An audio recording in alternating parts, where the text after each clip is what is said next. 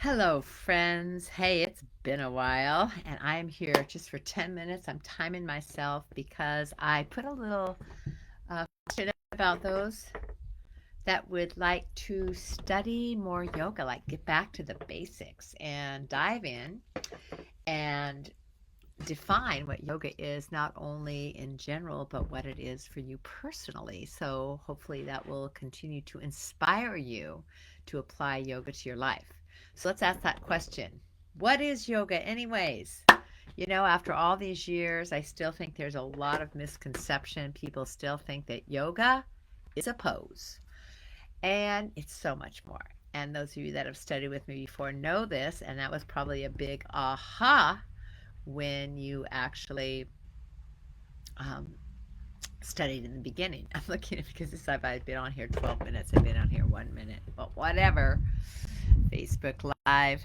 I am considering coming on here to talk not just what is yoga, but all about yoga. So I'm going to need some of your feedback to let me know what you'd like to learn. I'd like to just draw from my first module because it's so amazing to dive into the big picture, what I call the full spectrum. So let's answer that question today. What is yoga? I'd like you to define that for yourself, maybe even write it in the box below. What is yoga? Okay, so yoga is actually a practice of spiritual evolution. Yeah, it's all about the spirit. And did you know that Ayurveda, which is the sister science, is really about our health care? Yes, yoga practice does help our health care. It helps us live a better life and a life of wellness in all layers of our being. However, its ultimate intention is to connect us to our spirituality as long as we are embodied. So it's called the axis mundi, the line, the axis within that connects our earthly realm with our spiritual realm. Okay?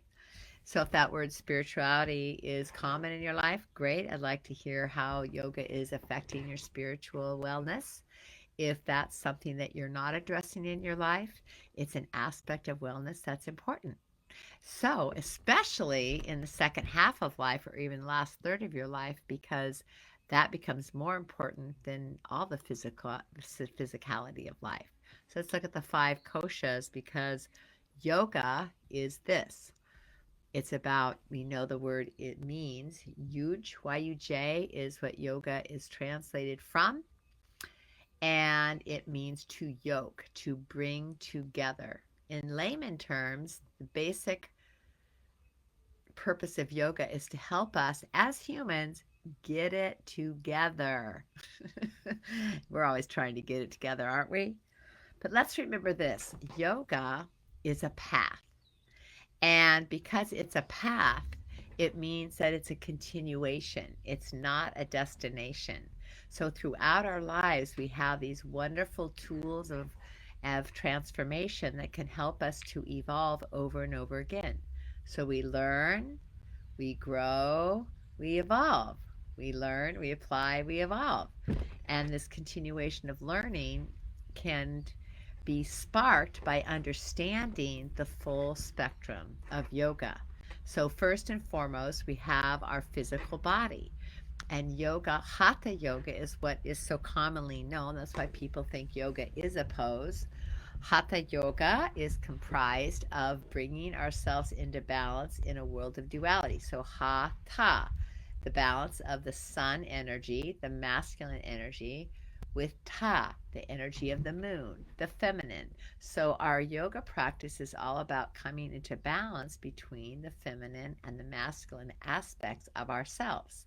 Active, powerful, strong, soft, gentle, cool. And we're looking for that balance in all aspects of our being and our doingness. So every pose can be addressed from a place of maybe it's a really active pose, but you can keep your calm by breathing deeply and evenly. Or maybe you're doing a relaxation and you're dropping into a la la land, but you want to maintain the strength of mind to remain present. Hope that makes sense.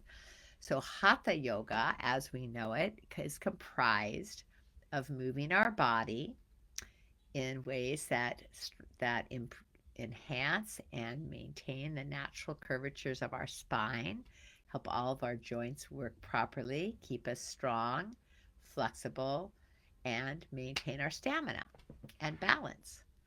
It also comprises the breath, pranayama. So, having a relationship with our breath, so our breath can expand our energy and wake us up, and it can calm our energy and bring us down into a place of ease.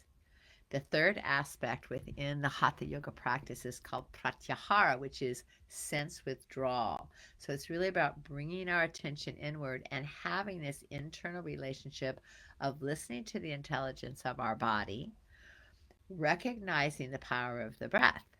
So Hatha Yoga is comprised of asana, pranayama, and pratyahara. Body, taking care of our body, moving our body in all different ways, having a relationship with our breath, and bringing our attention inward, paying attention. It's called sense withdrawal, so we practice letting go of distraction. So that is Hatha Yoga, and there are many, many approaches to Hatha Yoga. We can go into that another time. However, the whole of yoga is a path of transformation so that we can evolve and release ourselves, rid ourselves of suffering. So it is liberation from suffering, which is called samadhi. That doesn't mean we're going to not experience difficulty and even pain in our life. However, our attitude in life has everything to do with whether or not we're suffering. So that is what yoga truly is.